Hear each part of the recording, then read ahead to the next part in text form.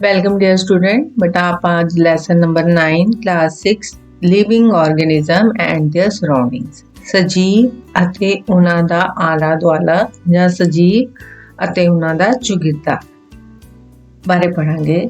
ਬੱਚਿਓ ਇਹ ਤਾਂ ਤੁਸੀਂ ਜਾਣਦੇ ਹੋ ਕਿ ਧਰਤੀ ਤੇ ਹਰ ਜਗ੍ਹਾ ਤੇ ਤੁਹਾਨੂੰ ਸਜੀਵ ਮਿਲਣਗੇ, ਲਿਵਿੰਗ ਆਰਗੇਨਿਜ਼ਮ ਦੇਖਣ ਨੂੰ ਮਿਲਣਗੇ। ਵੱਡੇ ਤੋਂ ਵੱਡਾ ਜੀਵ ਔਰ ਛੋਟੇ ਤੋਂ ਛੋਟਾ ਜੀਵ ਜਿਹੜਾ ਹੈ ਆਪਾਂ ਨੰਗੀ ਅੱਖ ਦੇ ਨਾਲ ਨਹੀਂ ਦੇਖ ਸਕਦੇ, ਉਹ ਵੀ ਤੁਹਾਨੂੰ ਦੇਖਣ ਨੂੰ ਮਿਲਣਗੇ। ਜਿਸ ਤਰ੍ਹਾਂ ਆਪਾਂ ਦੇਖਦੇ ਹਾਂ ਕਿ ਬਹੁਤ ਗਰਮ ਥਾਵਾਂ ਜਾਂ ਬਹੁਤ ਠੰਡੀਆਂ ਥਾਵਾਂ ਜਾਂ ਜਿੱਥੇ ਬਰਸਾਤਾਂ ਬਹੁਤ ਆਉਂਦੇ ਨੇ, ਉੱਥੇ ਤੁਹਾਨੂੰ ਡਿਫਰੈਂਟ ਕਾਈਂਡਸ ਦੇ ਪਲਾਂਟਸ ਵੀ ਦੇਖਣ ਨੂੰ ਮਿਲਣਗੇ ਔਰ ਐਨੀਮਲਸ ਵੀ ਦੇਖਣ ਨੂੰ ਮਿਲਣਗੇ ਔਰ ਵੱਖਰੇ ਲੋਕਾਂ ਦਾ ਵੱਖਰਾ ਰਹਿਣ ਸਹਿਣ ਵੀ ਹੁੰਦਾ ਹੈ। ਸੋ ਬਹੁਤ ਸਾਰੀਆਂ ਆਰਗੇਨਿਜ਼ਮ ਸਾਨੂੰ ਇਸ ਧਰਤੀ ਤੇ ਮਿਲਦੇ ਨੇ। ਧਰਤੀ ਦਾ ਕੋਈ ਵੀ ਬੇਟਾ ਇਹੋ ਜਿਹੀ ਚੀਜ਼ ਨਹੀਂ ਹੈ ਜਿੱਥੇ ਲਿਵਿੰਗ ਕ੍ਰੀਏਚਰ ਨਹੀਂ ਹੈ। ਅਗਰ ਤੁਸੀਂ ਦੇਖੋ ਕਿ ਤੁਹਾਡੇ ਘਰ ਦੀ ਕੋਈ ਕਬਰਡ ਬਿਲਕੁਲ ਹਨੇਰਾ, ਕੋਈ ਉੱਥੇ ਬੰਦ ਪਈ ਹੈ, ਪਰ ਫਿਰ ਵੀ ਤੁਹਾਨੂੰ ਥੋੜੇ ਦਿਨਾਂ ਬਾਅਦ ਉੱਥੇ ਤੁਹਾਨੂੰ ਸਪਾਈਡਰ ਜਾਂ ਮੱਕੜੀ ਦੇਖਣ ਨੂੰ ਮਿਲ ਜਾਏਗੀ। ਸੋ ਇਹ ਜੀਵ ਜਿਹੜੇ ਆ ਉਹ ਪੈਦਾ ਹੁੰਦੇ ਰਹਿੰਦੇ ਨੇ। ਹੁਣ ਅਸੀਂ ਪੜਾਂਗੇ ਕਿ ਲਿਵਿੰਗ ਆਰਗੇਨਿਜ਼ਮ ਕਿੱਥੇ ਸਾਨੂੰ ਦੇਖਣ ਨੂੰ ਮਿਲਦੇ ਨੇ ਔਰ ਕਿਹੜੀਆਂ ਜਗ੍ਹਾ ਤੇ ਰਹਿੰਦੇ ਨੇ। Organism and the surroundings wear ਦੇ ਲਿਵ। ਤੁਸੀਂ ਦੇਖੋਗੇ ਕਿ ਜਿਸ ਤਰ੍ਹਾਂ ਡੈਜ਼ਰਟ ਮਾਰੂਥਲ ਦੇ ਵਿੱਚ ਕਿਸ ਤਰ੍ਹਾਂ ਦੇ ਜਾਨਵਰ ਦੇਖਣ ਨੂੰ ਮਿਲੇਗਾ, ਕੈਮਲ ਦੇਖਣ ਨੂੰ ਮਿਲੇਗਾ, ਜਾਂ ਮਾਊਂਟੇਨਸ ਪਹਾੜਾਂ ਉੱਤੇ ਤੁਹਾਨੂੰ ਗੋਟ ਔਰ ਯਾਕ ਦੇਖਣ ਨੂੰ ਮਿਲਣਗੇ ਔਰ ਉਹਨਾਂ ਦੀ ਜਿਹੜੀ ਸਕਿਨ ਦੇ ਵਾਲ ਦੇਖਣ ਨੂੰ ਮਿਲਣਗੇ। ਜਾਂ ਸਮੁੰਦਰ ਦੇ ਨੇੜੇ ਜਾਂ ਸਮੁੰਦਰਾਂ ਦੇ ਵਿੱਚ ਜਿਹੜੇ ਜਾਨਵਰ ਰਹਿੰਦੇ ਨੇ, ਫਿਸ਼ ਵਗੈਰਾ ਤੁਹਾਨੂੰ ਦੇਖਣ ਨੂੰ ਮਿਲੇਗੀ। ਹੋਰ ਵੀ ਜਿਹੜੇ ਸਮੁੰਦਰ ਦੇ ਵਿੱਚ ਰਹਿਣ ਵਾਲੇ ਜੀਵ ਤੁਹਾਨੂੰ ਦੇਖਣ ਨੂੰ ਮਿਲਣਗੇ। ਇਹ ਤੁਸੀਂ ਟੇਬਲ ਦੇਖ ਰਹੇ ਹੋ, animal, plant and other object found in different surrounding. Different ਜਗ੍ਹਾ ਤੇ ਤੁਹਾਨੂੰ ਡਿਫਰੈਂਟ ਤਰ੍ਹਾਂ ਦੇ ਹੀ ਜਾਨਵਰ, ਪਲਾਂਟ ਹੋਰ ਚੀਜ਼ਾਂ ਦੇਖਣ ਨੂੰ ਮਿਲਣਗੀਆਂ। ਤੁਸੀਂ ਦੇਖਦੇ ਹੋ ਇਨ ਦਾ ਫੋਰੈਸਟ ਤੁਹਾਨੂੰ ਕਿਹੋ ਜਿਹੇ ਜਾਨਵਰ ਦੇਖਣ ਨੂੰ ਮਿਲਣਗੇ, ਸ਼ਿਕਾਰ ਕਰਨ ਵਾਲੇ ਜਿਸ ਤਰ੍ਹਾਂ ਸ਼ੇਰ, ਹਾਥੀ, ਇਹ ਸਾਰੇ ਤੁਹਾਨੂੰ ਕਿੱਥੇ ਦੇਖਣ ਨੂੰ ਮਿਲਣਗੇ? ਫੋਰੈਸਟ ਦੇ ਵਿੱਚ। ਮਾਊਂਟੇਨਸ ਦੇ ਉੱਤੇ ਤੁਹਾਨੂੰ ਹਾਥੀ ਜਾਂ ਦੇਖਣ ਨੂੰ ਨਹੀਂ ਮਿਲਣਗੇ। ਮਾਊਂਟੇਨਸ ਤੇ ਤੁਹਾਨੂੰ ਗੋਟ, ਜਾਕ ਐਨੀਮਲਸ ਦੇਖਣ ਨੂੰ ਮਿਲਣਗੇ। ਐਸੇ ਤਰੀਕੇ ਨਾਲ ਤੁਹਾਨੂੰ ਡੈਜ਼ਰਟ ਦੇ ਵਿੱਚ, ਮਾਰੂਥਲ ਦੇ ਵਿੱਚ ਤੁਹਾਨੂੰ ਕੈਮਲ ਦੇਖਣ ਨੂੰ ਮਿਲੇਗਾ। ਸਮੁੰਦਰਾਂ ਦੇ ਵਿੱਚ ਤੁਹਾਨੂੰ ਫਿਸ਼ ਵਗੈਰਾ ਦੇਖਣ ਨੂੰ ਮਿਲੇਗੀ। ਹੋਰ ਇਸ ਤਰ੍ਹਾਂ ਕਈ ਚੀਜ਼ਾਂ ਜਿਹੜੀਆਂ ਨੇ ਸਾਨੂੰ ਸਮੁੰਦਰਾਂ ਦੇ ਵਿੱਚ ਜਾਂ ਹੋਰ ਥਾਵਾਂ ਤੇ ਦੇਖਣ ਨੂੰ ਮਿਲਦੀਆਂ ਨੇ। ਹਾਂਜੀ, ਹੁਣ ਅਸੀਂ ਪੜ੍ਹਨਾ ਬੱਚੇ ਹੈਬਿਟੇਟ ਔਰ ਅਡੈਪਟੇਸ਼ਨ। हैबिटेट मतलब आवाज, अडैप्टेशन मतलब अनुकूलन जिस जगह ते ਅਸੀਂ ਰਹਿੰਦੇ ਆ ਬੇਟਾ ਉਸ ਨੂੰ ਆਪਾਂ ਬੋਲਦੇ ਆ ਹੈਬਿਟੇਟ। ਔਰ ਅਡੈਪਟੇਸ਼ਨ ਜਿੱਥੇ ਸਾਨੂੰ ਪੂਰੀ ਤਰ੍ਹਾਂ ਦੀਆਂ ਸਹੂਲਤਾਂ ਮਿਲ ਜਾਂਦੀਆਂ ਹਨ, ਉਹ ਸਾਨੂੰ ਕੀ ਕਹਿੰਦੇ ਨੇ? ਅਨੁਕੂਲਨ।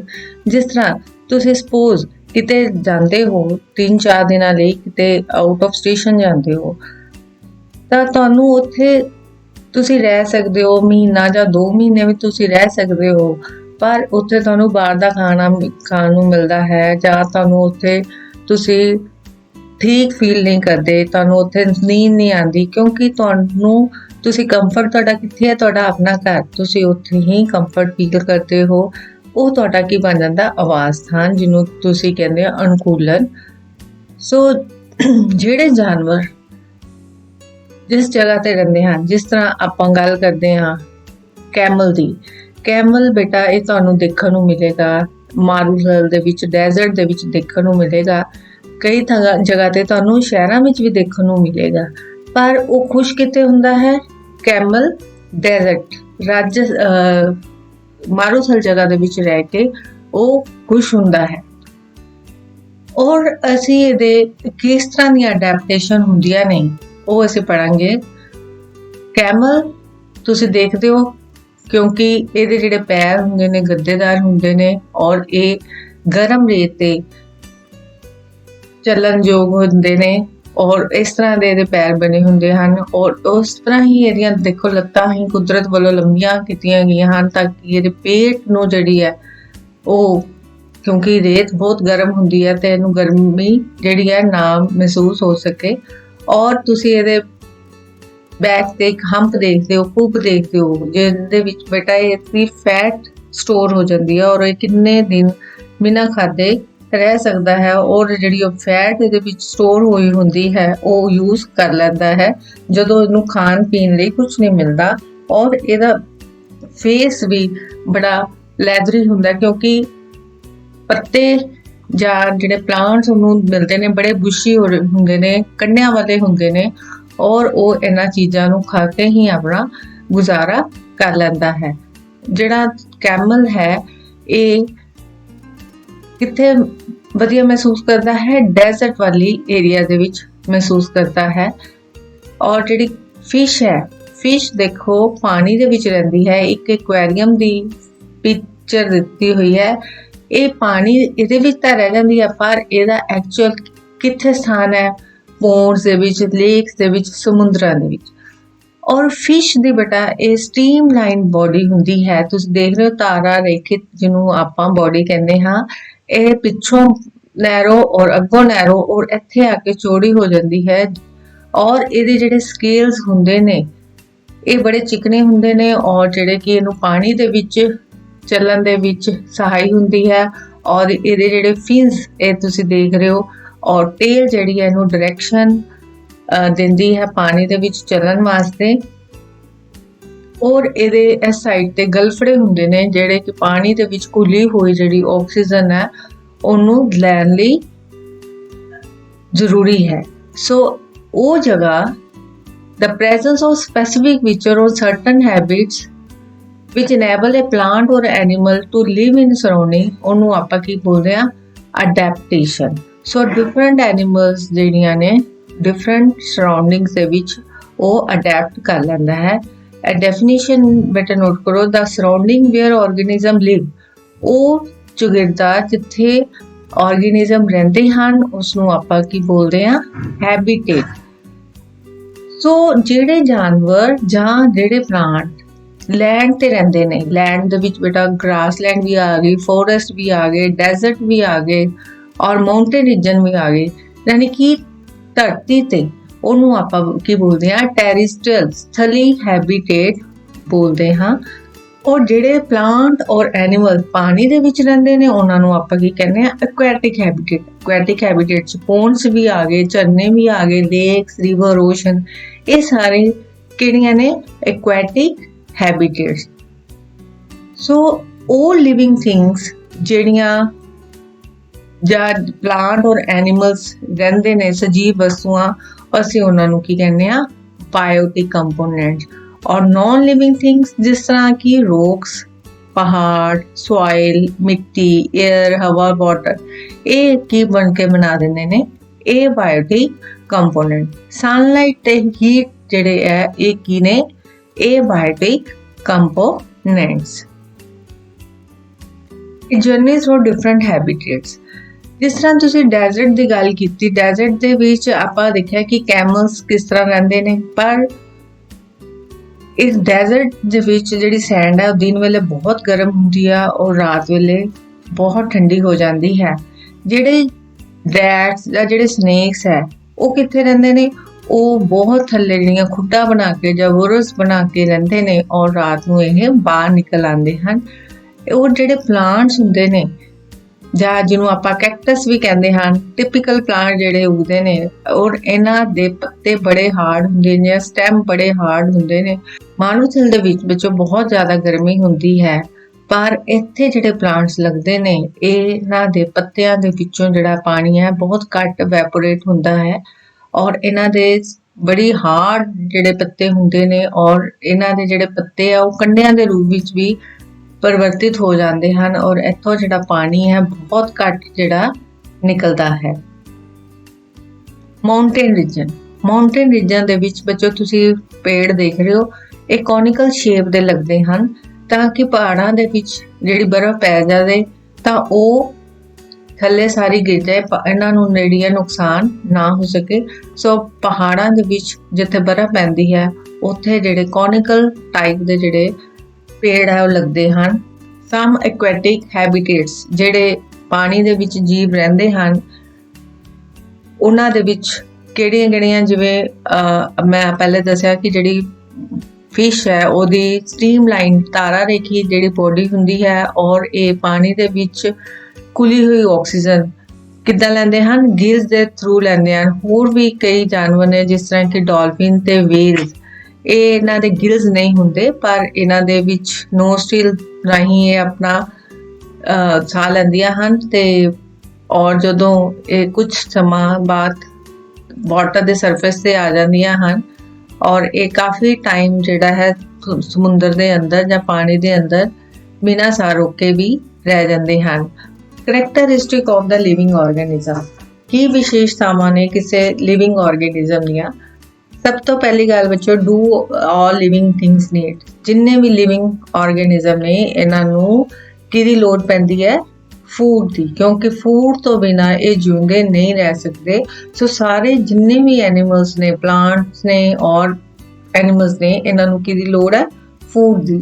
ਸੋ ਇਹ ਇਹਨਾਂ ਨੂੰ એનર્ਜੀ ਦਿੰਦੇ ਨੇ ਗਰੋ ਕਰਨ ਵਾਸਤੇ, ਔਰ ਇਹਨਾਂ ਦੀ ਗਰੋਥ ਹੁੰਦੀ ਹੈ। ਦੇ ਸ਼ੋ ਗਰੋਥ ਤੁਸੀਂ ਦੇਖ ਰਹੇ ਹੋ, ਇੱਕ ਬੇਬੀ ਤੋਂ ਕਿਸ ਤਰ੍ਹਾਂ ਅਡਲਟ ਜਿਹੜਾ ਹੈ ਬਣ ਜਾਂਦਾ ਹੈ। ਸੋ ਸਾਰੇ ਹੀ ਜਿਹੜੇ ਆਰਗੇਨਿਜ਼ਮ ਨੇ ਗਰੋ ਕਰਦੇ ਨੇ ਔਰ ਇੱਕ ਚਿਕ ਤੋਂ ਕੀ ਬਣ ਜਾਂਦਾ ਹੈ? ਇੱਕ ਚਿਕਨ ਬਣ ਜਾਂਦਾ ਹੈ। So do all living things respire, ਔਰ ਇਹ ਸਾਰੇ ਹੀ ਕੀ ਲੈਂਦੇ ਨੇ? ਸਾਹ ਲੈਂਦੇ ਨੇ। So breathing is a part of process is called respiration. Next आ गया living organism and excretion। जिन्ने भी सजीव वस्तुआं ने बच्चों एक ही कर दिया ने excrete कर दिया ने। जिस तरह ह्यूमन बींग्स जेडे है मोशन और यूरन the form they which excretion हुंदी है, जब पसीना आंदा है इस नूं आपां जेडी वेस्ट चीज निकलदी है साडी बॉडी दे विचों उस नूं आपां की कहने आ? एक्सक्रीशन। प्लांट्स भी एक्सक्रीट करते हैं पर वो डिफरेंट टाइप दे नाल, वो कुछ अपना जिहड़ा चीज़ां ने जिस तरह कि उन्हां दे विचों गम निकलनी शुरू हो जाती है, तुसीं कदी पेट ते देखिया होएगा।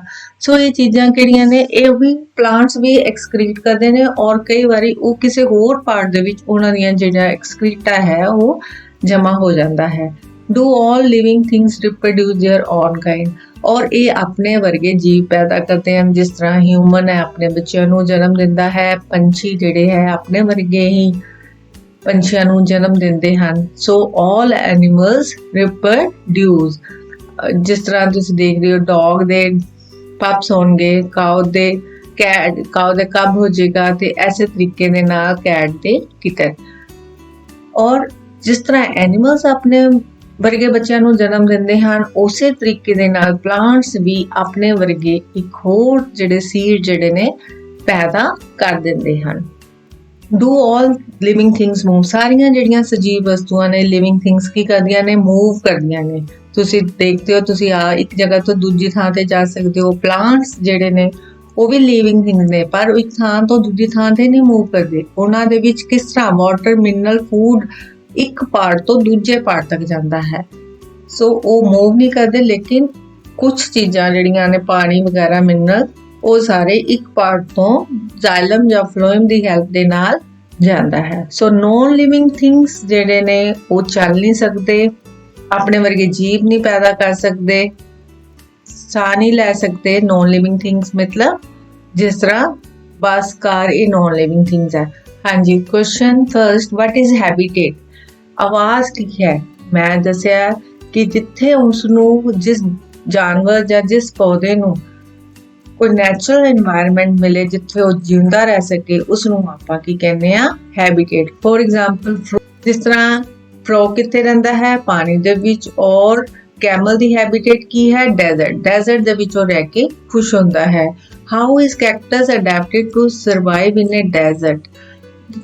नागफनी दा पौधा ਜਾਂ ਕੰਡੇ ਜਿਹੜੇ ਨੇ ਉਹ ਡੈਜ਼ਰਟ ਦੇ ਵਿੱਚ ਕਿਸ ਤਰ੍ਹਾਂ ਸਰਵਾਈਵ ਕਰਦੇ ਹਨ?